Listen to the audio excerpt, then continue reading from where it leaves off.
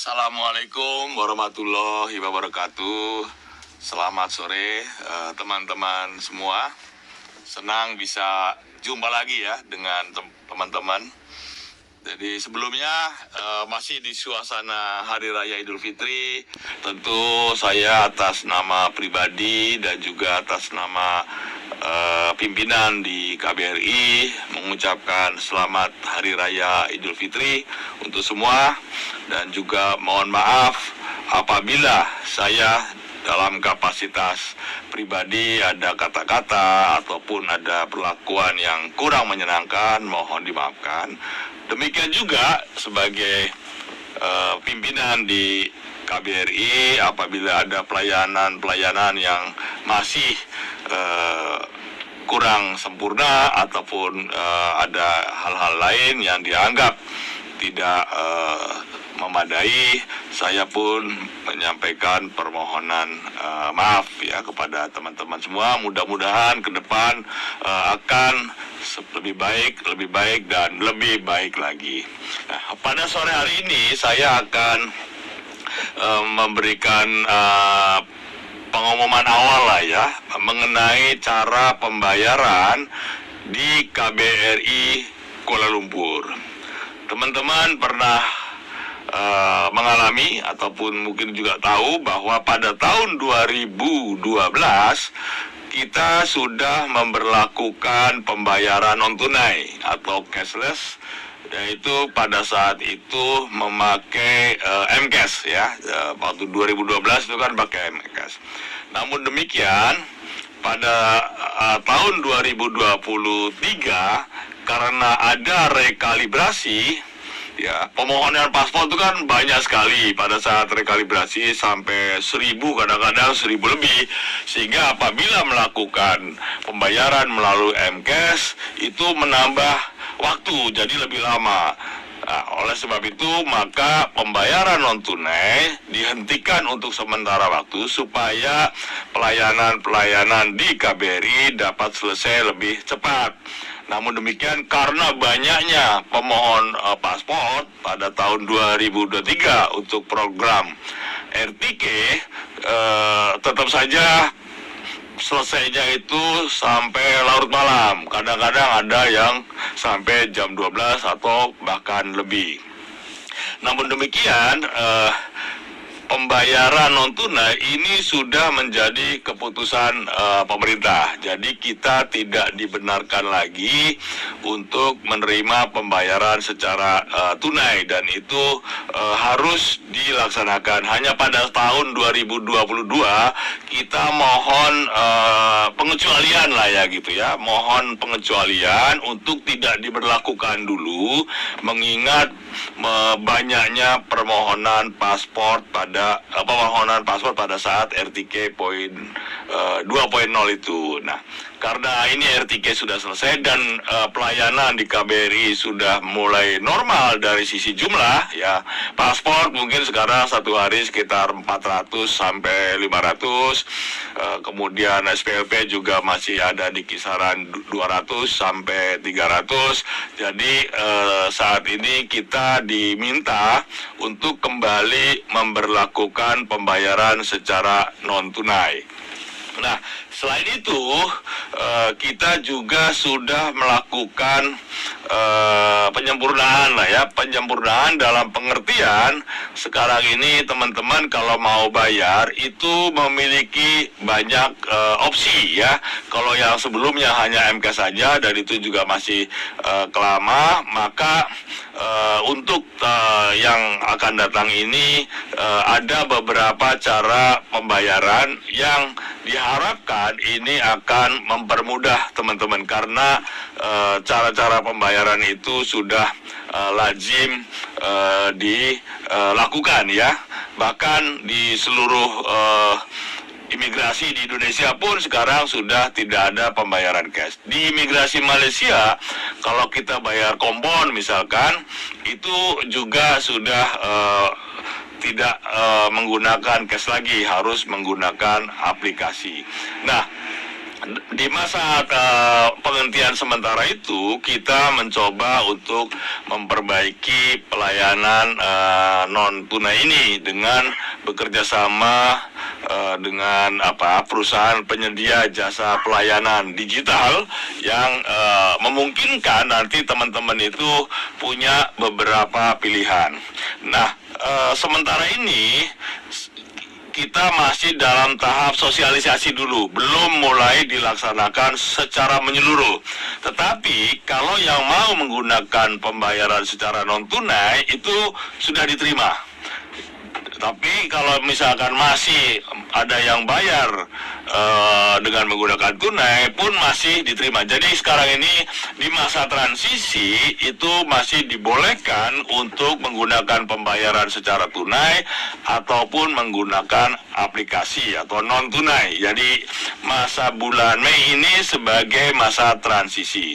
Nah, di masa transisi ini kita coba menjelaskan kepada teman-teman, dan nanti pada saat tanggal 1 Juni ya, tanggal 1 Juni tahun ini itu akan diberlakukan pembayaran non tunai secara menyeluruh. Jadi ini adalah masa di mana teman-teman ada waktu kira-kira 20 hari begitu atau 3 minggu untuk mempelajari bagaimana caranya melakukan pembayaran secara non tunai. Ya, ini yang dan masa transisi ini juga digunakan untuk belajar supaya teman-teman ini tidak menjadi korban dari orang-orang yang tidak beretikat kurang baik lah ya. Kemarin misalkan saya mendapatkan laporan ada orang yang di sebelah ya dipaksa suruh ngisi 300, kemudian tapi isinya cuma berapa 265 gitu, buat pengaduan ke KBRI gitu ya. Pak, ini kenapa begini? Ya itu di sebelah. Jadi jangan sampai juga kita menggunakan jasa dari orang-orang yang mengenakan bayaran yang tidak wajar lah ya, tidak wajar ya. Jadi gunakanlah kesempatan 3 minggu ini untuk mempelajari ya bagaimana. Tetapi saya yakin sebagian besar juga sudah tidak ada masalah karena opsinya lebih banyak. Nah sekarang opsinya apa saja gitu ya, apa saja yang bisa digunakan untuk melakukan pembayaran. Ya, ada slide-nya nggak yang gambar itu? Nah ini dia ya. Jadi pembayaran itu ya kita bisa melalui kredit card atau debit card, Mastercard ataupun Visa ya. Bagi teman-teman yang menggunakan yang memiliki kredit card atau debit card itu boleh menggunakan cara pembayaran ini. Ya mungkin kalau pekerja migran banyak yang nggak punya, ya mungkin ada yang punya atau mungkin juga ada yang nggak punya. Nah ini untuk teman-teman yang punya debit card atau kredit card, Mastercard atau Visa, ini boleh digunakan ya untuk pembayaran paspor ataupun SPLP ataupun yang lain-lainnya ya. Kemudian yang kedua, ini bisa menggunakan GrabPay ya. GrabPay ini saya kira sudah lazim digunakan ya. Karena teman-teman kan juga biasa pakai kalau pergi-pergi naik Grab gitu ya. Jadi aplikasi GrabPay ini juga boleh digunakan ya. Dan saya kira ini lebih mudah karena sudah umum digunakan. Kemudian yang selanjutnya juga dapat menggunakan MyBank Tuku gitu ya, MIA itu juga boleh ya. Kalau yang punya aplikasi ini juga boleh. Kemudian juga lazim digunakan saya kira adalah ShopeePay. ShopeePay ini saya kira teman-teman biasa tuh kan suka belanja online, punya akun ShopeePay itu juga bisa digunakan ya. Kemudian yang lain yang bisa digunakan adalah Do It Now. Lalu Touch and Go e-wallet ya. Touch and Go e-wallet ini yang bentuknya itu aplikasi ya, bukan yang kartu untuk bayar tol ataupun bayar MRT, tetapi yang bentuknya aplikasi. Nah ini yang juga banyak digunakan untuk misalkan waktu bayar kompon di immigration itu juga menggunakan touch and go e-wallet ya. Jadi sekali lagi ini touch and go e-wallet, bukan touch and go yang buat jalan tol itu, bukan yang kartu jalan tol, tapi yang bentuknya aplikasi. Kemudian bisa juga menggunakan BigPay ya, aplikasi BigPay. Jadi di sini kan teman-teman memiliki beberapa opsi ya. Sementara yang M-Cash itu pun masih boleh digunakan ya. Jadi silakan memilih menggunakan cara pembayaran yang mana. Mastercard boleh, Visa boleh, GrabPay boleh, MAE boleh, ShopeePay boleh, Duitno boleh, dan Touch and Go boleh, BigPay juga boleh. Jadi ini sekarang ada banyak opsi ya, banyak opsi untuk melakukan pembayaran. Jadi ada berapa tuh? Ada 10 kalau ditambah 8, 9 ya. Kalau ditambah dengan M-Cash ya, ada 9 metode pembayaran yang bisa digunakan. Nah, untuk melakukan pembayaran ini, KBRI bekerja sama dengan pihak ketiga, yaitu semacam fintech lah ya, yang mengelola pembayaran ini.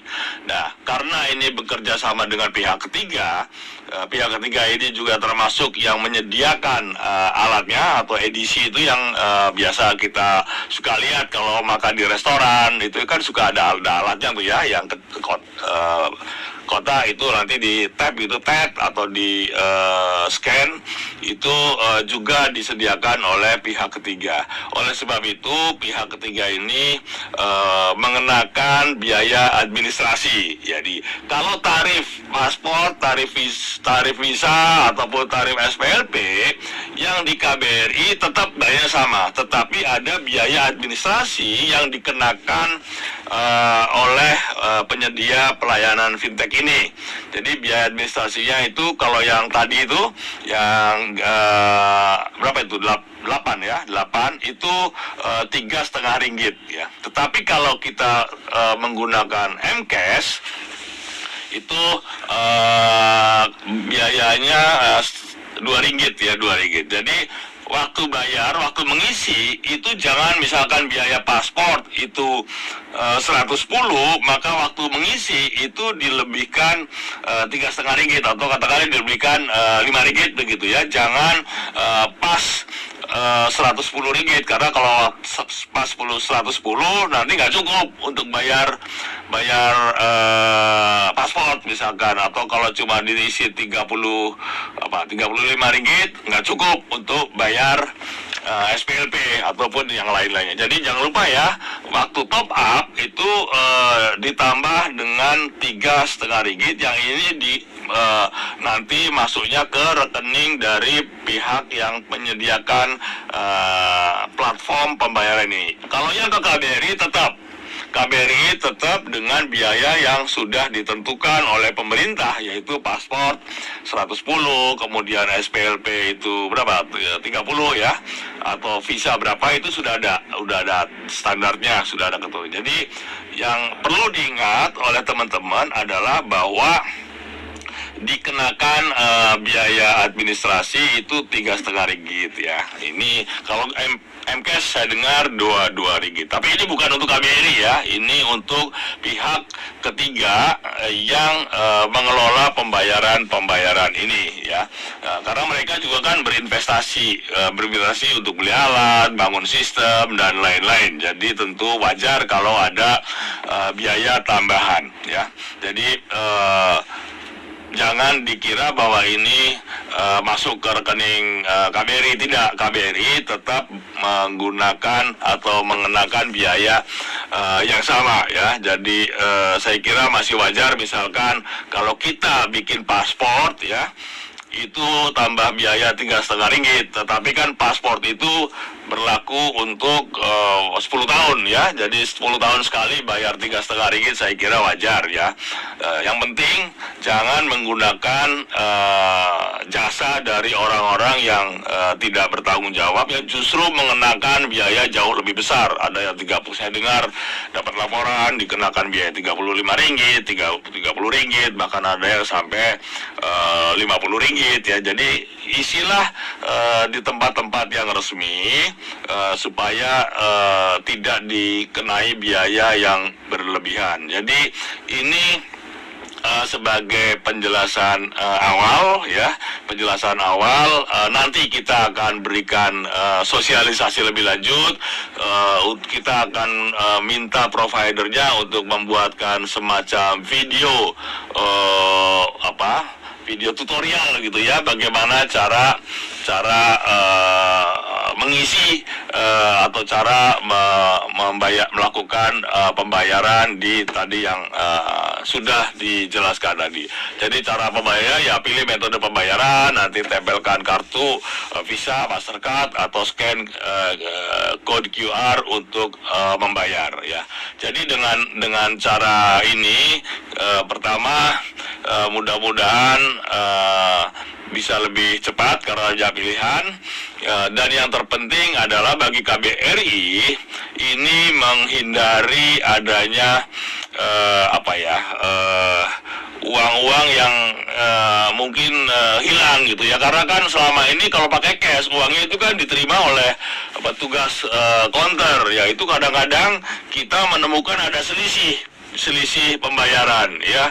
Seringkali kadang-kadang suka lupa, orangnya lupa bayar, pergi, akhirnya yang dikenai sanksi itu petugas loketnya, kan kasihan ya. Setiap hari ada saja tuh yang uangnya kurang ya. Ini juga untuk menghindari adanya uang-uang yang hilang karena cash yang terlalu banyak ya, yang dipegang oleh orang, ini juga beresiko adanya uang yang hilang. Jadi buat KBRI ini selain karena perintah untuk melaksanakan pembayaran cashless, juga untuk menjaga jangan sampai ada uang-uang yang hilang ataupun ketelisut ataupun ada yang lupa membayar dan lain-lain. Jadi buat kita ini penting ya, dan saya mohon kerjasama dari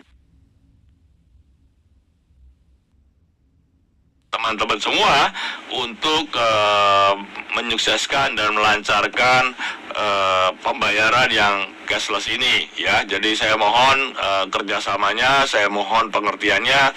Sekarang dunia sudah berubah, di mana-mana pun sudah semakin jarang kita menggunakan pembayaran secara tunai, terutama di kantor-kantor pemerintah ya. Sekarang di Indonesia pun kalau teman-teman bikin paspor katakanlah di Indonesia, itu juga sudah tidak tunai lagi ya, nggak bayar cash lagi di counter, karena memang di kantor-kantor pemerintah sekarang sudah pembayarannya itu sudah secara cashless atau non tunai ya. Jadi memang semua kantor pemerintah nanti akan mengarah kepada pembayaran yang non tunai ini, dan KBRI sebagai kantor pemerintah juga tentunya harus mengikuti aturan ini. Jadi yang terpenting saya mohon kerjasama dan pengertian teman-teman semua untuk mendukung pelaksanaan pembayaran secara non tunai ini. Jadi ini sore ini kita masih pengenalan atau pengumuman awal gitu ya, dan tentu akan kita jelaskan lebih detail lagi ya. Ini baru awal, nanti kita mungkin seminggu atau 2 minggu lagi kita jelaskan lagi. Dan nanti ingat ya, mulai 1 Juni ya, mulai 1 Juni maka KBRI tidak lagi menerima pembayaran tunai ya. Tolong diingat, mulai 1 Juni KBRI tidak lagi menerima pembayaran tunai. Jadi kalau yang datang ke KBRI belum membawa aplikasi atau pembayaran yang non tunai tadi seperti BigPay, ada GrabPay, ada Touch and Go e-wallet dan lain-lain, maka akan disuruh pulang ya, akan disuruh pulang karena sistemnya sekarang sudah tidak lagi menerima pembayaran secara tunai. Jadi kalau ada yang tunai nanti kita nggak bisa di kemana-mana kan, karena nanti itu uang-uang yang masuk dari pembayaran itu akan langsung masuk ke rekening yang namanya disebut dengan rekening PNBP, ya, penerimaan negara bukan pajak. Nah, kalau masih ada tunai kita akan mengalami kesulitan, ya. Jadi ingat teman-teman, tolong diberitahukan kepada teman-teman yang lain bahwa mulai 1 Juni tahun 2024 KBRI tidak lagi menerima pembayaran secara tunai, ya. Dan sekarang ini KBRI sudah menyediakan berbagai macam pilihan untuk melakukan pembayaran. Tidak lagi hanya satu perusahaan yaitu MCAS seperti yang tahun 2022, tetapi boleh milih yang lainnya. Jadi ini lebih memudahkan lagi. MCAS masih tetap boleh digunakan, tetapi yang lain juga boleh digunakan. Jadi silakan pilih mau pakai yang mana, ya. Uang yang diterima KBRI atau pemerintah tetap sama, ya, bahwa ada biaya administrasi itu adalah biaya untuk pihak pengelola, karena mereka juga bertanggung jawab untuk menerima dan menyetorkan, ya. Jadi perusahaan itu ya tidak hanya menerima tapi juga menerima dan juga menyetorkan ke rekening penerimaan negara bukan pajak. Jadi wajar tentunya kalau ada uang jasa yang dipungut oleh mereka. Dan juga mereka juga kan berinvestasi untuk membeli alat, kemudian juga untuk membangun sistem yang dihubungkan dengan sistem KBRI, ya. Jadi ini sebagai pengumuman awal, nanti tentu akan ada penjelasan lebih detail bagaimana caranya kita melakukan pembayaran secara non tunai ini. Saya kira itu yang sore hari ini dapat saya sampaikan sebagai pengumuman awal, ya, pengumuman awal agar teman-teman tidak lagi ada yang nanti datang ke KBRI sia-sia karena belum mengisi atau belum mempunyai pembayaran yang non tunai, ya. Sayang kan kalau misalkan sudah jauh dari mana, dari Kelantan atau mungkin dari Terengganu datang ke sini harus balik lagi, ya, karena tidak mengetahui adanya peraturan yang baru ini. Jadi tolong saya juga minta bantuan teman-teman semua untuk informasi ini disebarkan kepada teman-teman, ya, apakah itu ormas, apakah itu teman-teman yang lain, ya, supaya nanti pada tanggal 1 Juni 2024 ini semua berjalan lancar, tidak lagi ada keributan-keributan karena bilang tidak tahu lah, ya, dan lain-lain. Jadi kalau kita sudah umumkan ini nanti tidak ada alasan bilang, Pak saya tidak tahu, saya tidak punya, saya punyanya cash. Ya persoalannya kalau terima cash kita nggak bisa menyetorkan lagi ke rekening PNBP, ya. Jadi harus